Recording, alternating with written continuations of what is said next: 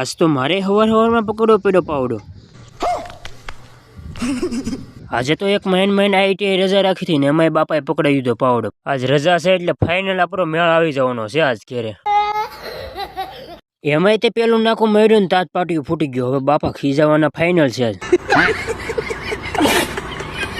એમાંય પાછા બાપાએ આપણને તો સિક્યોરિટીમાં રાખી દીધા. જો કાંઈ પાળો ફૂટ્યો ને એટલે તારો પેલા વારો પડી ગયો ને ફોન છે ને ખિસ્સામાં નાખી દે એવી તો ધમકી આપેલી છે. નકર તો આપણને ટેવ કેવી છે ફોન જોવાની છે.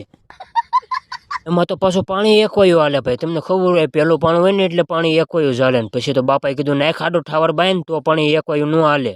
ઠાવર આડો બાંધી રહ્યો ને તાજ ભમરાળું પાછું પાટિયું ફૂટી ગયું એટલે છે ને આખું બંધ જોઈએ આપણે ફટાફટ. નકર પછી પાણી બીજા વયું જાય. પછી તો બાપાએ કીધું ભરિયા જાય બકડીઓ ધોઈને નાખ દે પછી આ પાણી એકવાયું હાલે ને પછી તો બાપાએ ભાઈ પકડાઈ દીધી ખપાડી. ગાઈઝ કોઈ દે આપણે ખપાડી પકડીને આપણને ખપાડી પકડતા નતું આવડતું.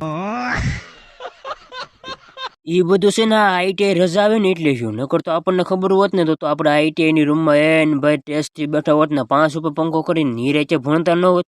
આ છે ને આપણા મગજમાં કંઈક લખેલું હોય છે આ તારે પાણી વાળવાનું છે અને આ કામ તારે કરવું જ જોઈએ.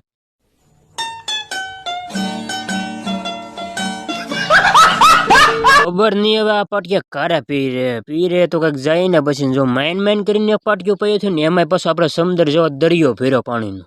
શાબાશ બેટા. એમાંય પછી લાઈટ વહી ગઈ હતી. તમને ખબર તો હોય હવે પાણી વાળતા હોય ને મોટર ચાલુ કરવા જવાની કેટલી આળસ પડે.